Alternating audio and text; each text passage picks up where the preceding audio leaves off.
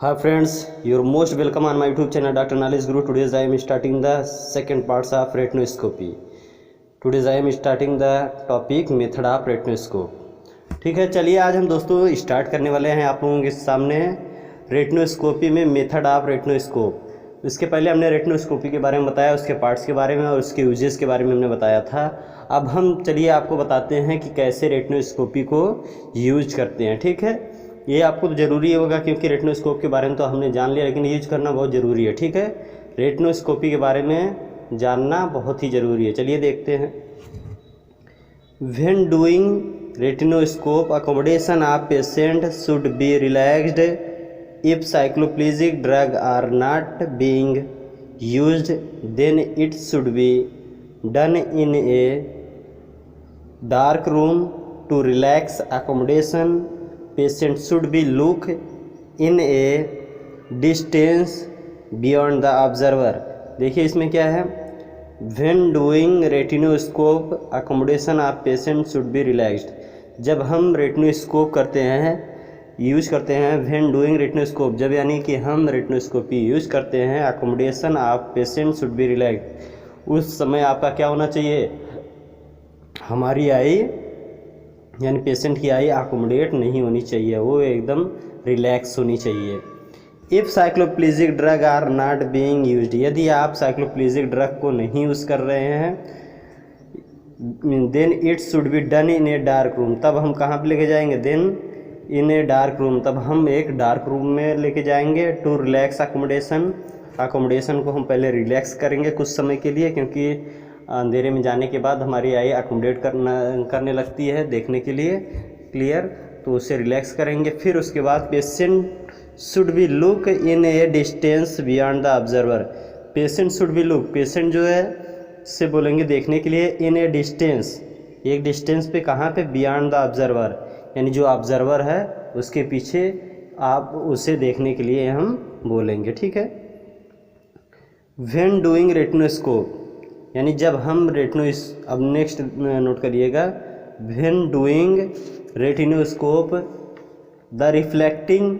Retinoscope external light source is required which is kept the behind patient head about 1 metre away usually. देखिए इसमें क्या बता रहा है, व्हेन डूइंग रेटिनोस्कोप, जब हम रेटिनोस्कोप करते हैं विथ द रिफ्लेक्टिंग रेटिनोस्कोप, कौन सा रेटिनोस्कोप की बात कर रहा है, रिफ्लेक्टिंग रेटिनोस्कोप। ठीक है, रिफ्लेक्टिंग रेटिनोस्कोप के बारे में उन्होंने बताया था, अलग से लाइट सोर्स की ज़रूरत होती है, तो उसी की बात कर रहा है। Reflecting retinoscope external light source is required, यही चीज़ बता रहे थे हम, एक्सटर्नल लाइट सोर्स यानी अलग से हमें लाइट लगानी पड़ती है, लाइट की ज़रूरत पड़ती है। विच is kept the behind patient head, यानी हम इसे कहाँ पे रखेंगे, बिहाइंड यानी पीछे, कहाँ पे, पेशेंट के हेड के पीछे रखेंगे। कितनी दूरी पे, अबाउट 1 मीटर अवे यूजुअली, लगभग हम 1 मीटर की दूरी पे रखेंगे। ठीक है, आगे देखिए,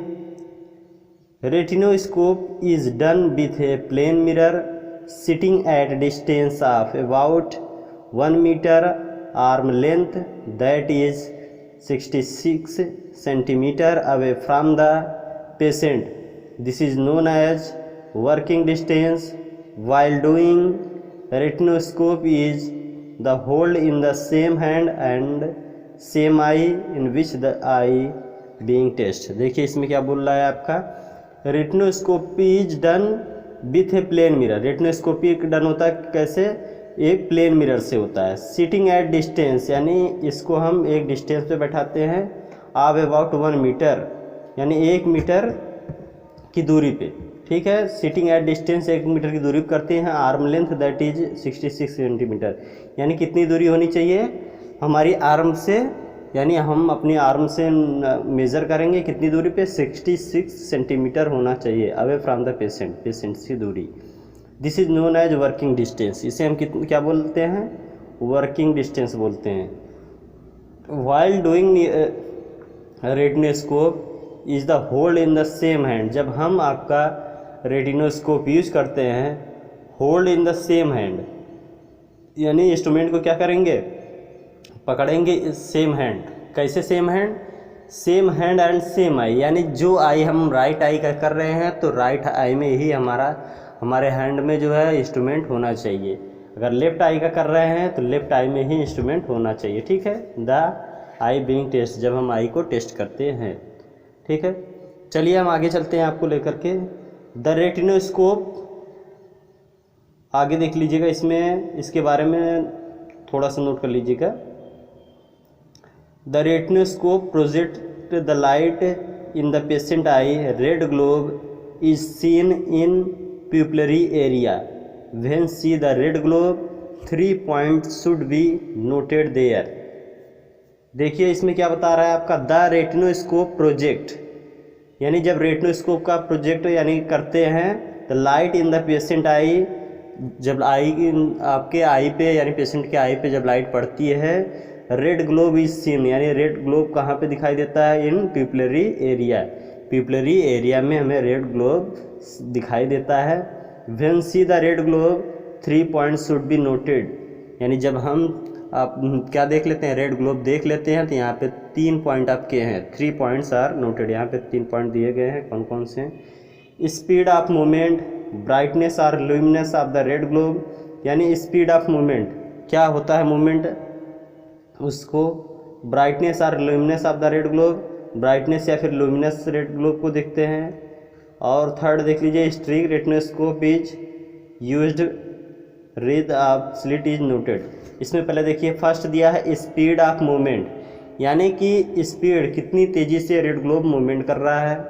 ब्राइटनेस और luminous of the red globe, यानी कि उसमें कितना ब्राइटनेस है। Streak retinoscopy is done, red of slit is noted, यानी स्ट्रिक रेटिनोस्कोपी यानी जो रेटिनोस्कोप यूज कर रहे हैं, red of slit is noted, यानी उसमें जो आई पे हमारा यानी प्यूपिल पे गोली की तरह या जिस तरह से बन रहा है उसकी आपका उस रेद देखते हैं कितनी चौड़ाई में है या कितनी लंबाई में, उसको देखते हैं। ठीक है, इतना देखना पड़ता है हमें, 3 चीज़ों को ध्यान रखना होता है। चलिए अब आगे देखते हैं हम, इसमें नोट करिएगा आप लोग आगे, इसमें पॉइंट वाइज नोट करिएगा आपको। देखिए, if against movement occurs myopia more than working distance, देखिए इसमें बता रहा है आपका इफ अगेंस्ट मूवमेंट, यदि आपका अगेंस्ट मूवमेंट है, अकर्स मायोपिया, यानी तो इसमें क्या होगा, मायोपिया होगा, मोर देन वर्किंग डिस्टेंस, यानी वर्किंग डिस्टेंस के हिसाब से। अगर आपका इसमें मूवमेंट कैसा आया, अगेंस्ट आया, हमने इसके पहले जब रिफ्रैक्टिव मिरर में पढ़े थे तो उसमें ये बताया जा रहा था अगर विथ मूवमेंट कर रहा है तो मायोपिया होगा, लेकिन यहाँ पे क्या है, अगेंस्ट मूवमेंट कर रहा है तो मायोपिया हो रहा है, क्योंकि इसमें आपका रिफ्लेक्ट होकर के जाता है। बस आप एकदम उसको भूल जाइए, बस उसका उल्टा कर दीजिए। ठीक है, बस उसी का अगर विथ मूवमेंट हो रहा है मायोपिया रहता था तो अब क्या होगा, हाइपरमेट्रोपिया होगा, अगेंस्ट मूवमेंट रहेगा तो मायोपिया रहेगा। ठीक है, चलिए आगे देखते हैं सेकेंड पॉइंट, अगले पॉइंट पे देखिए। After the noting the movement the 2 axis are observe if and different in the movement in the 2 axis, देखिएगा आगे, यानी कि after the noting the movement, यानी नोट करने के बाद यहाँ पे आगे देख लीजिए अगले पॉइंट में, neutralisation of the movement is that doing by using correcting lenses in case against movement and plus lenses in case of with movement. देखिए इसमें क्या बता रहा है, न्यूट्रलाइजेशन ऑफ द मूवमेंट, यानी न्यूट्रलाइज करेंगे जो मूवमेंट कर रहा है हमारा रेड ग्लोब, उसको न्यूट्रलाइज करेंगे डूइंग विथ करेक्टिंग लेंसेज, यानी कि हम लेंस की सहायता से करेक्ट करेंगे। इन केस अगेंस्ट मूवमेंट, यदि आपका अगेंस्ट मूवमेंट हो रहा है तो हम प्लस लेंस की सहायता से उसको इन केस ऑफ विथ मूवमेंट, यानी कि उसको हम धीरे धीरे लेकर के आएंगे विथ मूवमेंट पे। न्यूट्रलाइजेशन देखिए आगे, इसमें बस वही उसका उल्टा करना है। न्यूट्रलाइजेशन का मतलब ही आपको बताया था मैंने, उसमें जब रिफ्रैक्टिव मिरर पढ़ाया जा रहा था तो उसमें सिंपल सा न्यूट्रलाइजेशन का मतलब ये होता है कि जो भी आपका विथ मूवमेंट है, यानी प्लस लेंस है तो माइनस से, माइनस लेंस यानी माइनस का मूवमेंट आ रहा है तो प्लस से करेंगे। ठीक है, आगे देखिए, neutralisation is reach in the form of movement of the reflex and pupil appear totally red or totally dark, यानी neutralisation in reach the form of movement, यानी जब न्यूट्रलाइजेशन हो जाता है आपका मूवमेंट ऑफ द रिफ्लेक्स, जो movement होता है रिफ्लेक्स का, एंड प्यूपिल अपीयर, और प्यूपिल पूरी तरह से रेड और टोटली डार्क हो जाती है। ठीक है। In the first method sphere are according to the movement to reach the point of neutralisation using single sphere vertical and horizontal axis both are neutralise the patient having single myopic and simple hypermetropia. देखिए इसमें बता रहा है in the first method, पहले method में क्या करते हैं हम, sphere are use according to the movement, यानी कि जो भी मूवमेंट आए तो हम सबसे पहले स्फेयर उठाते हैं। To reach the point of neutralisation, neutralisation की तरफ हम धीरे धीरे बढ़ते हैं। Single sphere vertical and horizontal axis both are neutralise, यानी कि इसमें हम स्फेयर की सहायता से सिंगल आपका रहता है, इसमें वर्टिकल और हॉरिजॉन्टल, अगर स्फेयर है तो उसमें वर्टिकल और हॉरिजॉन्टल दोनों एक्सिस क्या हो जाएगा, न्यूट्रलाइज हो जाएगा। The patient having single myopic and simple hypermetropic, यानी तब पेशेंट क्या होगा, सिंपल मायोपिक हो गया या फिर सिंपल हाइपरमेट्रोपिक होगा। आगे देखिए इसमें, but if single sphere is not use for neutralisation is neutralise, it means that patient having astigmatism and second axis is neutralized by plano cylindrical which the axis is parallel to the first horizontal axis। इसमें देखिए बता रहा है आपका, but if single sphere is used, यदि हम single sphere को use कर रहे हैं, नहीं यूज़ कर रहे हैं, यानी कि इसमें आपका स्फेयर हमने लगा रहे हैं तो न्यूट्रलाइज आपका नहीं हो रहा है, यानी कोई आप एक आपका एक्सिस मूवमेंट हो जा रहा है तो एक एक्सिस नहीं हो रहा है, तो हम क्या करेंगे, इट मीन्स इसका मतलब ये होता है दैट पेशेंट हैविंग एस्टिग्मेटिज्म, इसका मतलब है पेशेंट को एस्टिग्मेटिज्म है। And second axis is neutralise by, और दूसरी एक्सिस हम किसकी सहायता से न्यूट्रलाइज करेंगे, प्लेनो सिलिंड्रिकल की सहायता से, which the axis is parallel to the first horizontal axis, ये आपका एक्सिस पैरेलल होता है फर्स्ट हॉरिजॉन्टल एक्सिस, सबसे पहले हम हॉरिजॉन्टल एक्सिस को करते हैं। ठीक है, इस तरह से आपका मूवमेंट यानी कि हम न्यूट्रलाइजेशन करते हैं। सिंपल सा है, आप इसमें आप देखिए क्या करना है आपको, अगर मूवमेंट आपका अगेंस्ट आ रहा है तो मायोपिया होगा, अगर विथ आ रहा है तो हाइपरमेट्रोपिया होगा, और इसको न्यूट्रलाइज करने के लिए आप क्या करेंगे, और अगर एस्टिग्मेटिज्म है तो उसमें आपका क्या होगा, एक एक्सिस पे स्फेयर की सहायता से न्यूट्रलाइज होगा, एक पे नहीं होगा, इसका मतलब कि इस पे एस्टिग्मेटिज्म है, और न्यूट्रलाइजेशन बस उसके अपोजिट नंबर से कर देना है। ठीक है, चलिए देखिए इसको निकालने के लिए, करेक्ट नंबर निकालने के लिए एक आपका फार्मूला है, देखिए net retinoscopy equal to 1/, working distance, यानी नेट रेटिनोस्कोपी 1/, वर्किंग डिस्टेंस होता है। कैसे होता है देखिए इसमें, net retinoscopy equal to gross retinoscopy minus working distance, यानी देखिए नेट रेटिनोस्कोपी अगर निकालना है, एकदम करेक्ट निकालना है, ग्रास रेटिनोस्कोपी यानी जो हमने नंबर निकाला है वो नंबर और प्लस उसमें से माइनस कितना करेंगे, वर्किंग डिस्टेंस, जो वर्किंग डिस्टेंस होता है, यानी हम कितनी दूरी पे कर रहे थे, 1 मीटर की दूरी, तो एक नंबर जो है आप उसमें क्या करेंगे, माइनस कर देंगे। ठीक है, वर्किंग डिस्टेंस इज सब्सट्रैक्ट, इसमें देख लीजिएगा, और ये था आपका मतलब कि रेटिनोस्कोपी के बारे में। अब देखिए इसमें बता रहा है आपका after getting the final number, यानी कि पूरे नंबर पाने के बाद, यानी सही नंबर आने के बाद, it near correction is require, उसके बाद हम नियर का करेक्शन करते हैं, अगर नियर लग रहा है तब नियर का रिक्वायर करते हैं।